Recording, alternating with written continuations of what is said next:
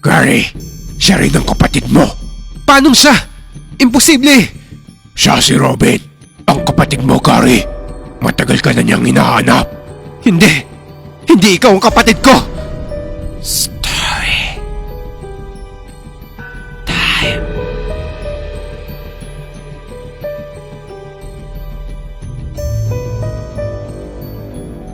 Ako ulit si Gary, ang aswang na pinili maging tao sa modernong mundong to.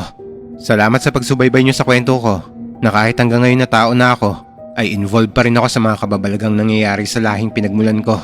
Siguro nga'y mission ko na talaga maghanap ng mga aswang at hikayatin silang maging tao. Pero simula nang magkita kami ng binatang aswang na yon, marami nang nangyayari sa paligid ko na hindi maganda. At hindi rin maalis sa isip ko ang sinabi sa akin ng matanda na meron pala akong kapatid.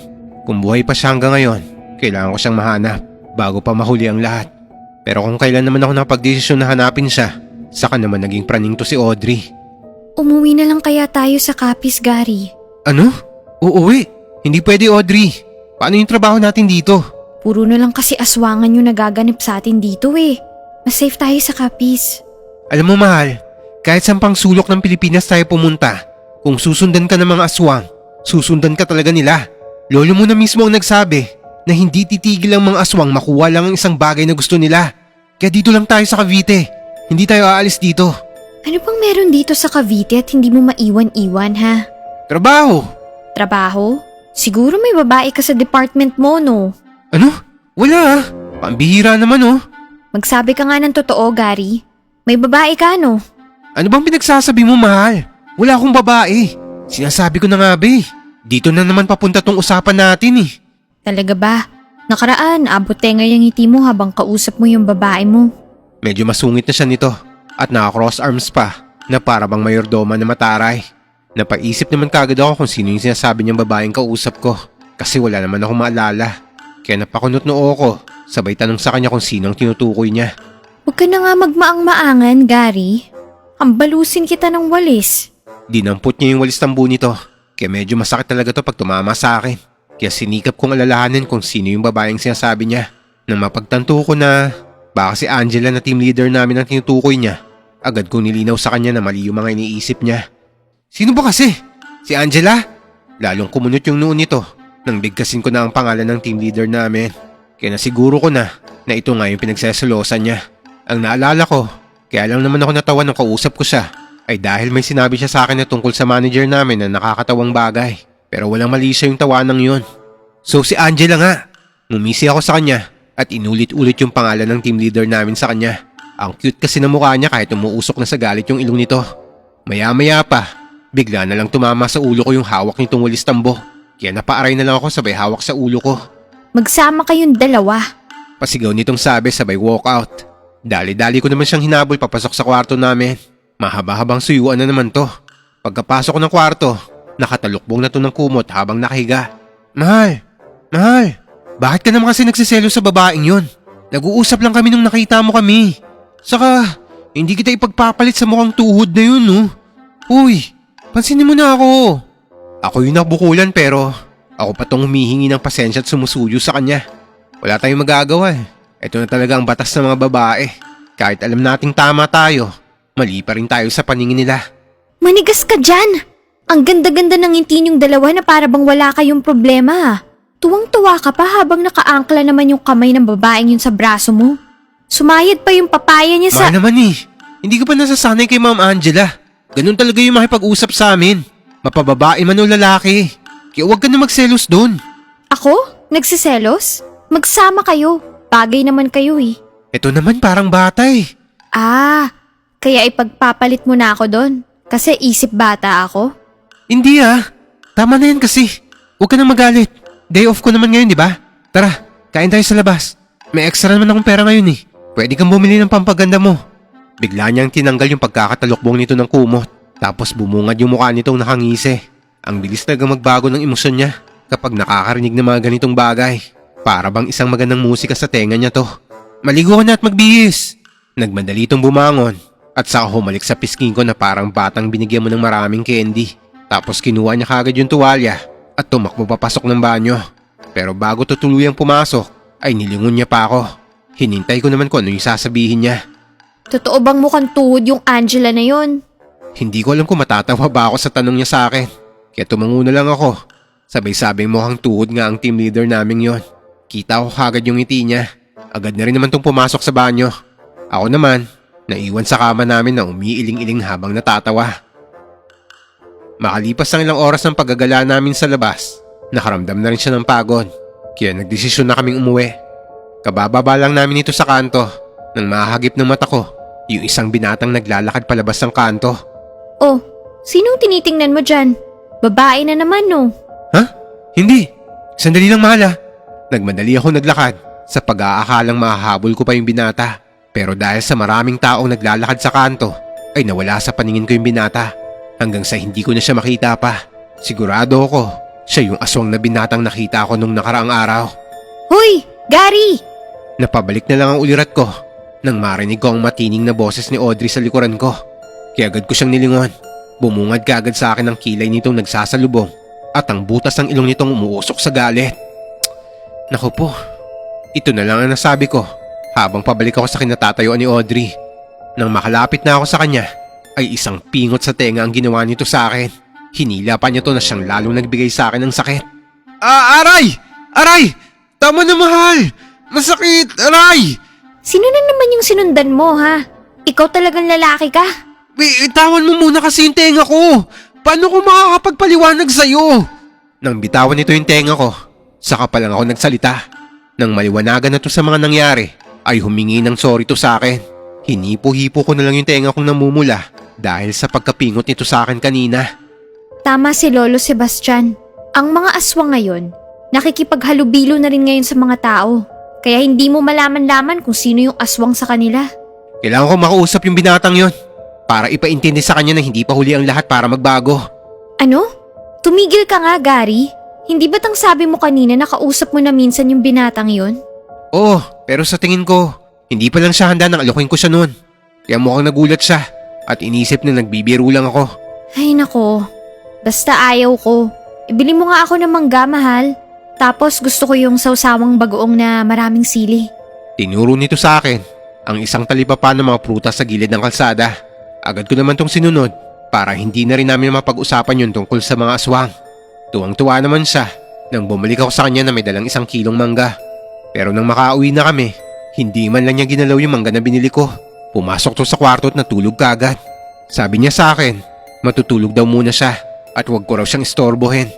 Dahil sa wala naman ako magawa, naglaro na lang ako ng online game sa cellphone ko. Hindi ko na malayan yung paglipas sa mga oras. Kaya nang sumilip ako sa bintana, madilim na ang paligid. Kaya dali-dali akong tumayo sa kinauupuan ko at agad na nagsaing. Pagkatapos ay sinilip ko si Audrey sa kwarto. Nang makita akong mahimbing pa rin ang tulog nito, ay bumalik na lang ako sa kusina para magluto ng ulam namin para sa hapunan. Maya-maya pa, pagkatapos kong handa ang niluto sa mesa, nagulat na lang ako na makita ko si Audrey na nasa labas na pala ng pintuan ng kwarto namin. Nakatuyo to at humihikab pa. Gising ka na pala, mahal? Akala ko sinong aswang yung nakatayo dyan eh. Halika na rito. Nagluto ako ng paborito mong adobong manok. Ayoko niyan. Gusto ko ng pansit canton na garlic yung flavor. Ano? Ayaw mo nito? Hindi ba't paborito mo to? Himalang umaayaw ka sa adobong manok. Ihanap mo na lang ako ng hinihingi ko. Mahal naman. Saan naman ako hahanap ng ganun? May pansit canton bang garlic? Kahit saan, basta ihanap mo ko. Kung may sili, may garlic din. Kaya wag ka na magreklamo kung hindi ikaw yung ihahain ko dyan. Napakamot lang ako ng ulo sabay labas ng bahay. Mabilis ako nang hiram ng motor sa kapitbahay namin at tinungo yung pinakamalapit na 7-Eleven sa labas. Mabuti lang at may nakita akong Korean pansit canton na may flavor na garlic. Medyo natagalan lang ako dahil nawala na ng gasolina yung motor na hiniraman ko. Kaya nagtulak pa ako hanggang sa gas station. Pero nang pauwi na ako nito, bigla akong kinabahan. Bigla na lang bumilis yung pintig ng puso ko. Dahil sa mga pangit na kutob ko nito, binilisan ko ang pagmamaneho. Lalo pa akong kinabahan nang masipat ng 2 mata ko ang bilog na buwan. Buisit! Bakit ba nararamdaman ko kayo? Simula kasi nang gamutin ako ni Lolo Sebastian, mas naging malakas ang kutob at pakiramdam ko sa mga aswang. Ewan ko ba kung bakit ganito. Malapit na ako sa bahay, pero tahimik ang paligid. Ito yung hindi ko gusto, kapag tahimik na ang paligid. Kasi hindi mo alam kung anong kababalagan na nangyayari sa paligid mo. Pagkapasok pa lang ng pinto, Sumalubong kagad sa akin ang mukha ni Audrey na takot na takot. Pinagpapawisan to at nanginginig. Nabitawan ko tuloy yung binili ko at agad siyang nilapitan para yakapin. Ano nangyari, mahal? Bakit? Wala pa rin tong imik habang malakas ang ihip buga. Nang mahimasmasan siya, dito niya na sinabi sa akin ang lahat ng nangyari. Pinasok daw siya ng 2 aswang. Kamuntikan na siyang matangay pero may tumulong daw sa kanya. Hindi raw to tao o kapitbahay namin. Nang tanungin ko siya kung sino, nabigla ako sa naging sagot niya. Aswang? Oo, Gary. Aswang ang tumulong sa akin. Teka sandali, naguguluhan ako eh. Pinasok ka ng 2 aswang at aswang din ang tumulong sa'yo? Hindi ko siya kilala pero isa siyang lalaking aswang. Wala akong maisip na dahilan para iligtas ng isang aswang si Audrey. Pero tumaas ang paniniwala ko na may mga aswang pa talagang hindi pa ganun kasama. Kaya sigurado akong na marami pa akong makukumbinsi na magpagamot pa kay Lolo Sebastian. Pero iniisip ko nito kung paano nila nalaman ng bahay namin. Siguro dahil nung mga nakaraang araw lang ay may nakilala akong isang matandang babae. Maria ang pangalan niya. Sa tansya ko, nasa 80 pataas na yung edad nito. Kasi isang gabi, nang nagising ako sa kalagitnaan ng gabi, pagkabukas ko ng pintuan namin, nakita ko siya. Agad siyang nagpakilala sa akin at sinabi ang pakay niya. Nagulat ako dahil isa pala siyang aswang. Matagal na raw niya akong hinahanap para tulungan siya magpagamot. Dahil pagod na raw tong maging aswang o halimaw sa gabi. Sikat ako sa buong lahi namin, kaya alam niya ang tungkol sa kwento ko. Tutulungan kita, Lola, pero wag po dito sa bahay ko. Magkita po tayo sa may plaza. Doon ko sasabihin ang mga dapat mong gawin. Agad naman siyang pumayag sa gusto ko. Delikado rito sa bahay. Ayoko magkagulo kami ni Audrey. Baka kasi kapag nalaman niyang nakikipag-usap ako sa mga aswang dito sa bahay, ay pagpalupaluin niya ako ng walis tambo. Pero sinabi ko to kay Lolo Sebastian. Hiningi ko rin sa kanya na wag nang ipalam sa apo niya. Pumayag naman to, kaya napanatag ang loob ko. Sumapit ang hapon ng pinag-usapan namin ng matandang aswang. Kagaya ng pinag-usapan namin, nagkita kami sa plaza nitong hapon. Marami siyang isiniwalat sa akin. Isa rin daw siya sa mga lumikas dati sa Capiz nang sumiklab ang digmaan kontra sa mga albularyo. Kasama nito yung buong pamilya niya. Pero sa paglipas ng maraming taon, unti-unti silang nababawasan dahil na rin sa mga nakaengkwentro nilang mga antingero at albularyo. May tanong sana ako sa'yo, Lola. Total, kilala mo naman ang tatay at buong pamilya ko. Totoo bang may kapatid pa ako? Kung ganon, wala kang alam tungkol sa kapatid mong si Robin. Isang mabagsik na aswang ang kapatid mo, iho. Kasama namin siyang lumikas noon. Kami ang nagpalaki sa kanya. Pero nitong mga nakaraang taon lang, umalis siya at hindi na bumalik sa amin. Umalis po siya? Bakit? Nitong mga nakaraang taon din kasi, napag-usapan naming sumuko na sa mga albularyo para magpagamot. Pero matigas ang ulo ng kapatid mo. Tutol siya sa mga gusto naming mangyari. Kaya naiintindihan ko kung bakit siya umalis sa amin. May balita pa ba kayo kung saan siya nagpunta?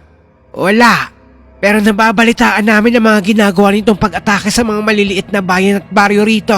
Malakas ang kapatid mo, iho. Manang-mana sa tatay mong si Romulo. Maski ako, hindi ko siya kayang pigilan. Naniniwala ako na magiging leader ang kapatid mo balang araw sa lahing sinumpaan niya. Gusto ko po siyang tulungan maging tao, Lola. Hindi mo ba narinig ang sinabi ko, iho? Handang mamatay si Robin sa lahing pinagmulan niya. Wala siyang balak maging tao kagaya ng gusto natin. Pipilitin ko siya, Lola. Kapatid ko siya. At handa akong gawin ang lahat para maging mabuti lang siya. Nang mabalitaan niya ang tungkol sa iyo na naging tao ka, nagalit siya ng husto. Pero bago ang lahat nun, parati kang bukang bibig ng kapatid mo, iho. Ramdam ko sa kanya na mahal ka niya. Pero ngayong isa ka ng ganap na tao, ewan ko lang. Dahil para sa kanya, isa kang taksil sa lahi natin. Marami pa siyang sinabi sa akin tungkol sa mga lahi namin at sa kapatid kong si Robin. Pagkatapos ng usapan namin, dito na ako nagdesisyon na kausapin si Lolo Sebastian. Pero ayon sa kanya, luluwas naman sila rito dahil sa isang mahalagang misyon na natanggap nila sa ibang albularyong nandito. Humingi kasi ng tulong ang iilang mga albularyo sa amin dahil sa mga napapabalitang mga grupo ng mga aswang na naglipa na sa mga bayan. May idea na raw ang mga albularyo sa mga pagkakakilanlan ng mga aswang na to. Isang nagangalang Benji raw ang punot dulo ng pambibiktima sa iilang baryo at sityo sa lugar dito. Kasama niya ang iilang aswang din na hindi bababa sa 10 miyembro. Sabi pa sa akin ni Lolo Sebastian, mag-ingat daw ako dahil ako ang pangunahing target nila dahil tinik daw ako sa lalamunan ng mga aswang na to. Kaya dahil dito, nakipagkita ulit ako kay Lola Maria. Kilala mo ba tong grupo ni Benji, Lola? Kilalang kilala. Pinsang buo ko si Benji. Mas matanda lang ako ng 10 taon sa kanya. Napabalita dati, nasa Bulacan sila napadpad kasama ang iilang pamilya namin. Pagkatapos nito, wala na kaming balita sa kanila. Posible kaya kasama ng grupo nilang kapatid ko? Hindi malabo yan. Baka gumawa to ng pangkat upang patumbahin ang iilang albularyo rito at palakasin ang puwersa ng buong lahi nila. Tama si Tanda Iho. Hindi magsasawalang bahala ang mga aswang para hayaan ka lang sa ginagawa mong pagkukumbinsi sa iilang lahi natin na maging tao sila. Hindi ako natatakot, Lola. Ito ang gusto ni Tatay. Ang matanggal ang dyablo sa mga katawan ng bawat aswang sa lahi natin. At gusto kong ipagpatuloy ang nasimulan niya. Kasama mo ko, Iho. Dahil sa kumakalat na bari-barita tungkol sa grupong itinatag ng pinsan ko, hayaan mo muna akong maging aswang hanggang sa mapasuko natin sila. Natuwa ako sa sinabi na matanda sa akin. Pero sa kabilang banda, nandito pa rin sa akin ang kaba na baka isang araw, magkaharap kami ng kapatid ko sa isang laban. At kapag nangyari yon, hindi ko alam kung anong gagawin ko. Nagpasya kami ng matanda na huwag na muna magkita hanggat wala pa kaming ganong alam sa totoong nangyayari sa galawan ng mga kalahi namin. Kaya sa may malawak na kabundukan at gubat sa Cavite muna siya nagtago pansamantala. Huwag daw akong mag-alala dahil sa tuwing susumpungin daw siya sa pagkaaswang niya ay mga hayop lang sa gubat ang binibiktima niya. Ang problema nga lang, kung ito raw lagi ang kinakain ng mga aswang ay nababawasan ang lakas nila bilang isang mabangis na aswang. Ilang taon na raw niya itong ginagawa kaya nagpapasalamat siya dahil hanggang ngayon ay nakakaya niyang mailayo ang sarili niya sa tukso at dugo ng laman ng isang tao. Pagka uwi ko sa bahay nito, naabutan ko si Audrey na nagsusuka. Nahihilo raw to at laging inaantok. Pagkarinig ko sa sinabi niyang dahilan, ay hindi kaagad ako nakapagsalita sa tuwa. Ano? Buntis ka? Oo, Gary. Buntis ako. Magiging tatay ka na. Mabilis siyang inabot sa akin ng 2 pregnancy test na may tig 2 guhit sa gitna. Mahigpit ko siyang niyakap sabay halik sa tiyan nito. Kaya pala nitong mga nakaraang araw ay lagi siyang bugnutin at maraming hinihingi sa akin. Yung pala naglilihi na siya. Baby, naririnig mo ba ang poging papa mo? Sabi ko nito habang hinihimas ang tiyan ni Audrey. Sabi niya sa akin, hindi pa raw ako nito naririnig dahil ilang buwan pa lang daw ang baby namin sa tiyan niya. Pero ako naman, sobrang excited na. Gary, sana naman lumayo-layo ka na at umiwas sa mga aswang na yan. Ayaw kong maging single mom, no? Dito'y napatigil ako. Nakaplano na kasi ang lahat ng gagawin namin. At wala akong balak na tumigil sa ginagawa ko sa pagkukumbinsi sa mga aswang na maging tao sila. Pero eto ako ngayon, nalalagay na naman sa alanganin na ihintuto para sa kapakanan ng pamilya ko. Oh, ba't napatahimik ka dyan? Wala mahal. Teka lang, saan ka pala galing? Magagabi na. Wala, dyan lang sa labas, naglakad-lakad ako. Naglakad-lakad? O ng babae? Wala, ano ka ba? Magkaka-baby na tayo kung ano-ano pa yung iniisip mo. Tumitig na lang to sa akin ng masama at hindi na nag-usisa pa. Makaraan ng ilang araw, tumawag sa akin si Lolo Sebastian. Tungkol to sa isang grupo na pag-alagala ngayon sa buong Luzon. May mga nakarating daw sa kanila na marami nang nabibiktima ang nasabing grupo. Kailangan daw ni Lolo Sebastian ng tulong ng matandang aswang na yon. Agad ko namang ipinarating sa matandang aswang ang nais ni Lolo Sebastian. Ano? Gusto niyang magmanman ako sa mga kalahi natin? Kung patayin ako ng mga yon. Yan po ang gusto mangyari ni Lolo Sebastian eh. At saka po, kalahi niyo lang. Hindi ko po kalahi. Tao na po ako, Lola Maria. Pero hindi mo pa rin maitatanggi kung saan kang lahi nang galing. Magbago man ang lahat sa'yo, aswang pa rin ang sumilang sa'yo. Hindi na importante kung saan akong lahing nang galing. Ang mahalaga sa akin ngayon, isa na akong ganap na tao. Kaya kayo po, kung gusto niyo maging ganap na tao rin, sundin niyo na lang po si Lolo Sebastian. Pero mamamatay ako sa gusto niyo mangyari. Ay, sige, gagawin ko kung ito ang magiging ambag ko sa inyo. Salamat po, Lola. Matatapos din ang gulo balang araw at maghahari ang kabutihan. Walang sinayang na pagkakataon ng matandang to. Halos gabi-gabi ay lumilipad to sa mga bayan upang magmanman sa grupo ng pinsan nitong si Benji. Kung may nasasagap tong balita, ay agad niya tong ipinapaalam sa akin. Ayon sa kanya, tama nga si Lolo Sebastian. Si Benji na pinsan nito ay nagtatag ng grupo sa makabagong paraan para mapadali ang kanilang pambibiktima at layunin din nilang pabagsakin ng sinumang mga tao na kumukumbinsi sa kanilang lahi na maging tao. at isa raw ako sa pangunahing target nila. Hanggang isang hapon, wala ako nitong pasok sa trabaho. May mga katanungan lang sana akong gustong malaman sa matandang aswang na yon. Kaya naisipan kong sadyain to sa gubat kung saan to namamalagi. Ilang araw na kasi itong hindi nagpapakita sa akin. Bulubundukin ang gubat na to, malayo sa mga kabahayan. Kung may mga bahay man ay bihira lang. Nasa kasagsagan na ako nito ng paglalakad sa loob ng gubat nang mapansin ko ang amoy ng hangin at ihip nito. Parang may kakaiba sa paligid. Hindi maganda to ah. Mukhang may mga matang nakatingin sa akin.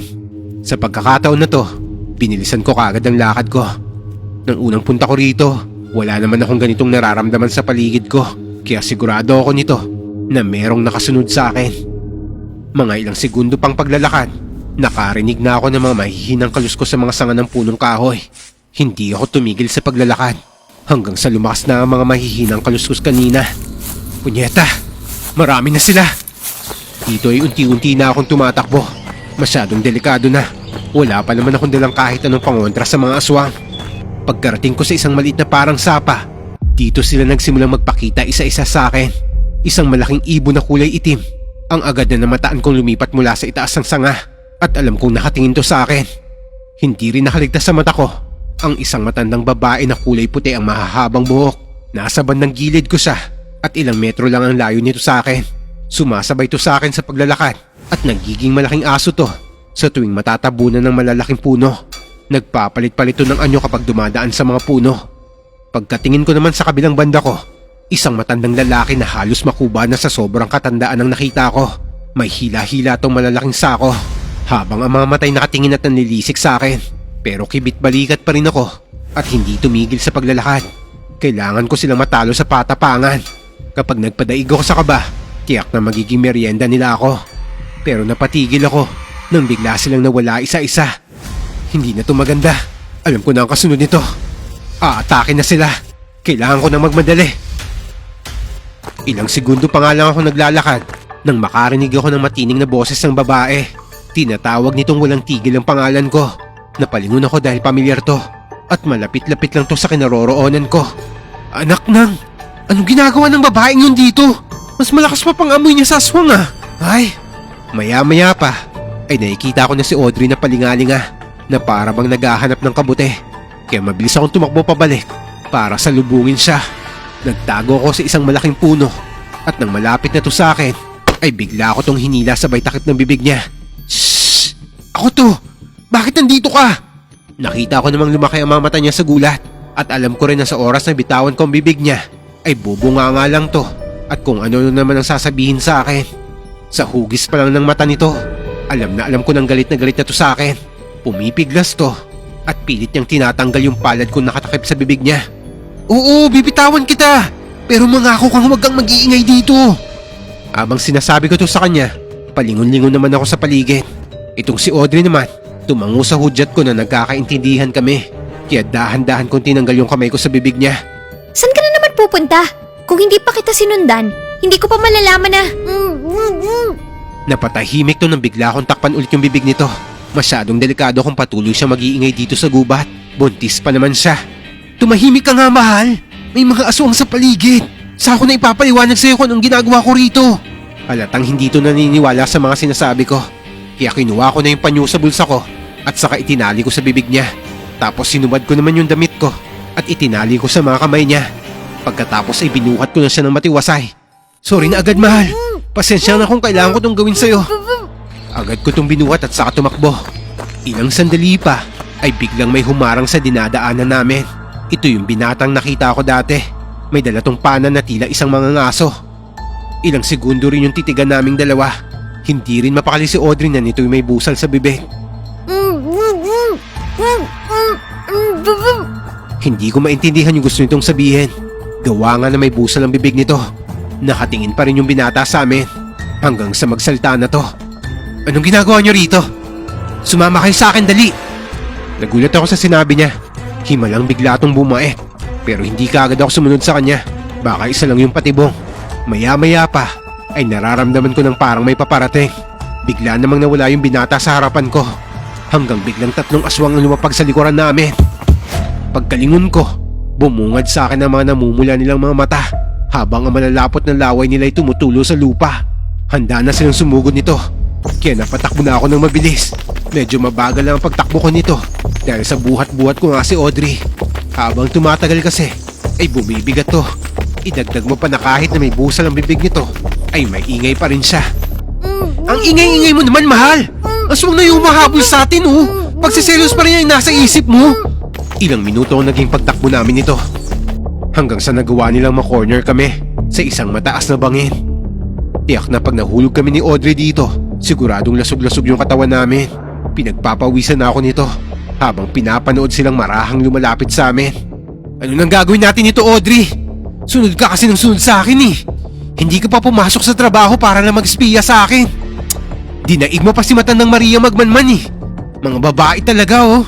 Wala pa rin tong tigil sa kakapalag hanggang sa napansin ko na parang may itinuturo to sa bewang niya. Kaya inilapag ko siya sa lupa at nang tignan ko kung anong meron sa bewang niya, napangiti ako. Isang punyal na gawa sa tanso na galing kay Lolo Sebastian. May basbasto ng 10 gabay ng mga albularyo. Kaya sigurado ako na makapangyarihan tong higit sa mga aswang. Aba, alam na alam mong may aswang ang magaganap ah. Agad kong kinuha ang punyal at saka hinugot sa lagayan nito. Tumambad sa akin ang matalas na talim nito. Maiksi lang to, pero kapag bumao naman to sa katawan ng isang aswang, sigurado na pati kaluluwa nito ay mangingiwi sa hapde. Nang handa na silang sumugod sa akin, biglang bumulag tayong isang aswang dahil sa isang palaso na bumaon sa ulo nito. Dahil sa nangyari, nawala ang atensyon ng dalawang natirang aswang sa amin ni Audrey. Pagkakataon ko na para sumugod. Hindi ko na muna inintindi kung saan nanggaling yung pana na yon. Mabilis kong inundayan ng saksak yung isang aswang, dahilan para umungol to sa sakit. Natumba siya kasabay na mabilis sa pag-apoy ng katawan nito. Agad ko namang nilingon ng isa pang aswang na pasugod na rin sa akin. Pero bigla itong nag-iba ng direksyon at papunta siya kay Audrey na nakaupo nito. Hindi ko pa natatanggal ang tali sa kamay at bibig niya. Naloko na! Mabuti at mabilis ko itong naabutan bago pa niya maatake si Audrey. Hanggang nagawa ko siyang matalunan, kaya natumba kaming dalawa hanggang sa magpagulong-gulong kaming dalawa sa lupa. Dahil mas malakas to kaysa sa akin, tumalsik ako at saka bumangga ang katawan sa malapit na puno. Dahil dito, nahilo ko't ng hina. Tumalsik pa yung punyal sa kamay ko, kaya malabong mailigtas ko pa si Audrey sa kanya. Lalo na't nakatayo na to at mabagsik na umaalulong. Pumangil to sa akin at agad din namang ibinaling ang atensyon kay Audrey. Wag! Wag! Walang magawa nito si Audrey kundi maghintay sa pag-atake ng aswang. Handa na ang matatalim na kuko at pangil ng aswang na to para paslangin siya. Ako naman ay sinisikap na tumayo para matulungan si Audrey. Hindi pa rin kasi ako nakaka-recover mula nang tumama ang likod ko sa puno.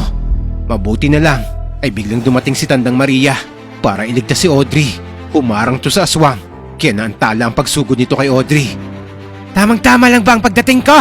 Tamang-tama lang. Tamang-tama lang para mabugbog ako. Ano ba kasing ginagawa nyo rito? Hapon na para mag-hiking. Matanda ka na nga. Mahina na yung pang-amoy mo. Ngayon mo palang naaamoy na may kalahi ka rito. Mamaya na natin pag-usapan yan. Tatapusin ko muna tong mga kampo ni Benji. Marahang nagpalito ng anyo sa isang mabangis sa aswang. Tumangkad to ng bahagya at nagsihabaan ng mga kamay at mga daliri. Nang magpambuno silang dalawa, ay dito na ako nakakuha ng pagkakataon para puntahan si Audrey. Kahit paano, ay bumalik na sa normal yung pakiramdam ko. Ayos ka lang ba, mahal? Nilakihan niya lang ako ng mata at tinignan yung kalagayan niya. Nakalimutan kong nakabusal pa rin pala to, habang ang dalawang kamay niya ay nakatali pa rin. Nang handa ko na tong kalagan, ay bigla naman nagpakita muli yung binata. Kaya naudlot din yung pagkalag ko kay Audrey. Agad ko namang hinarap to. Nang makita akong malapit lang sa kinatatayuan ko yung punyal, ay mabilis ko tong dinampot. Sige! Lumapit ka! Alam kong kasama ka sa grupo ng mga aswang na itinatag ni Benji. Kaya pala ayaw mo magbago nang sinabihan kita. Sanda! Hindi niya na natapos ang sasabihin niya nang bigla ko tong sugurin. Hindi pwedeng maunahan niya ako. Kailangan ko siyang tapusin bago pa magsidatingan yung iba pang mga kasamahan niya. At lalong-lalo na ang amo nilang si Benji. Todo iwas naman to sa mga pag-atake ko. Nagguguluhan lang ako sa may ikinikilos niya sa akin dahil hindi niya ako inaatake pabalik. Kahit na may pagkakataon naman tong gumante, umiiwas lang siya habang umaatras. Hindi man lang niya ginagamit sa akin yung pana niya. Oh! Naduduwag ka na ba? Bakit ayaw mo na magpalit ng anyo sa isang aswang? Hindi naman ito makapagsalita dahil sa tuwing sasagot siya ay ganun din naman ang pag-atake ko ng punyal sa kanya. Mabuti na lang ay magaling siyang umiwas. Medyo may alam to sa pakikipaglaban na animoy may nagsanay sa kanya. Pero dahil walang tigil ang pag-atake ko sa kanya, ay nagawa ko siyang madaplisan sa balikat. Dito'y napangiti ako. Muli ko siyang inundayan ng saksak nang makita kong nawala siya sa focus hanggang natamaan ko siya sa dibdib at mukhang napuruhan ko siya. Agad kami nagkatitigan. Kitang-kita ako sa mga mukha niya ang matinding sakit na nararamdaman niya. Marahan tong natumba habang hinahawakan ng sugat nito. Kung hindi ka lang sana nagmatigas, hindi sana ito mangyayari sa'yo. Naglakad ako palapit sa kanya habang maigpit na hawak yung punyal na puno ng dugo. Dito ko na siya tatapusin. Nang makalapit na ako ng husto sa kanya, damang-dama ko na yung mariin na paghinga niya na tila napuputol na. Sige, tatapusin mo na ako. Alam ko namang ginagawa mo lang ang alam mong tama. Dito'y itinaas ko na yung punyal para itarak sa binata. Ngunit parang ang bigat-bigat ng nararamdaman ko nito. Pero kailangan kong gawin to. Sinayang mo ang pagkakataon. Magpaalam ka na. Sandali, Gary! Napatigil ako at mabilis na napatingin kay Audrey na nito'y wala ng busal sa bibig. Wala na ring tali ang mga kamay niya. Nagawa na pala niyang kalaga ng sarili niya. Siya yung binatang tumulong sa akin nung atakihin ako ng mga aswang. Marahan kong ibinalik ang tingin ko sa binatang naghihingalo. Parang mabaliw-baliw ako nito dahil dito lang nag-sink in sa utak ko ang sinabi niya kanina na sumama kami sa kanya. Yung palason na tumama sa ulo ng aswang kanina ay sa kanya pala nang galing. At ang ibig sabihin nito ay iniligtas niya kami. Kaya pala todo iwas lang to sa pag-atake ko. Bakit ngayon mo lang sinabi? Paano ako makakapagsalita? Tinakpan mo yung bibig ko. Gary, siya rin ang kapatid mo. Ano? Mas lalong sumikip ang dibdib ko nang marinig ko ang sinabi ng matanda sa akin. Nagawa na rin itong mapatumba ang aswang kanina. Siya si Robin, ang kapatid mo, Gary. Matagal ka na niyang hinahanap. Paano siya? Imposible! Bakit nang unang magkita tayo? Hindi mo kaagad sinabi magkapatid tayo at tinanggihan mo lang ako na parang normal na aswang. Dahil ayoko mapahamak ka, Bunso. Nang gabing magkita tayo, may iba pa akong mga kasamahan. Kaya naging ganun na lang yung reaksyon ko sa'yo. Kailangan kong ipakita sa kanila na ayaw ko sa'yo at gusto rin kitang patayin. Kaya pinili kong sindakin ka para hindi mo na ako sundan pa. Pasensya ka na, Gary. Hindi! Hindi ikaw ang kapatid ko! Dito na kumawala yung mga luha ko sa mga mata. Para akong sinakluban ng langit at lupa. Parang sasabog yung dibdib ko sa sakit at pagsisisi sa nagawa ko. Nalaman ko sa kanya na matagal niya na akong binabantayan. Kaya lang naman daw sumali siya sa grupo ni Benji para mapadali yung paghahanap niya sa akin. Mas pinili niyang sumama sa grupo ni Benji kaysa kay Lola Maria dahil na rin sa magkaiba rin ang layunin nila. Hanggang sa nakita kong unti-unti nang tumatamlay ang katawan ni Kuya Robin. Hanggang ang mga mata nito ay hindi na kumurap. Maging ang bibig niya ay hindi na rin gumagalaw. Tumigil na rin ang mariin nitong paghinga. Hudyat na wala na siya. Naramdaman ko na lang ang mga yakap ni Audrey sa akin mula sa likuran ko. Tahan na, mahal. Wala kang kasalanan. Kuya, pasensya ka na. Hindi man na kita binigyan ng pagkakataon na makapagsalita. Sorry. Habang buhay kong pagsisisihan to. Tama lang ang ginawa mo, Gary. Kahit alam natin kapatid mo siya, hindi ibig sabihin na sasama na siya sa atin para magpagamot. Iba ang layunin ng kapatid mo. Gusto niyang manatiling isang aswang at kumain ng loob ng mga tao. Papatayin din naman siya ni Benji sa oras na malaman nitong nakikipag-ugnayan siya sa'yo. Kaya mas mabuti nang nangyari to. Naiintindihan ko naman ang sinabi sa akin ng matanda. Pero mahirap lang tanggapin dahil sariling kapatid ko pa rin ang namatay sa mga kamay ko. Lalo na't siya pala ang sumagip sa mag-ina ko. Natapos ang hapong to na sobrang sakit at sobrang bigat ang nararamdaman ko. Pero wala na akong magawa. Sadyang mapaglaro ang mundo. Naging abo ang katawan ni Kuya at sumama na to sa hangin. Tinanggap ko ang nangyaring to kahit na mahirap para sa akin. Sa ngayon, nandito pa rin naman kami ni Audrey sa Cavite. Nakaraang araw lang, dumalaw ang grupo nila Lolo Sebastian sa amin para na rin tignan ko anong magagawa nila sa tinatag na grupo ni Benji. Wala pa rin naman kaming ganung balita sa kanila pero sigurado ako na kami ang hinahunting nila ngayon dahil na rin sa mga nangyari sa miyembro nila na pinatay namin sa gubat. Nakahanda naman ako sa posibleng pag-atake nila dahil may anting-anting na ako na ibinigay ni Lolo Sebastian. Nang bumalik na si Lolo Sebastian sa Capiz, ay dinala na rin nila sa Lola Maria para dun siya gamutin. Hindi na ako sumama dahil sa trabaho ko. Pero matapos ang nangyari sa kapatid ko, hindi ko alam kung tama pa ba tong ginagawa ko. Tama pa bang sundan ng pangarap ng Tatay Romulo ko?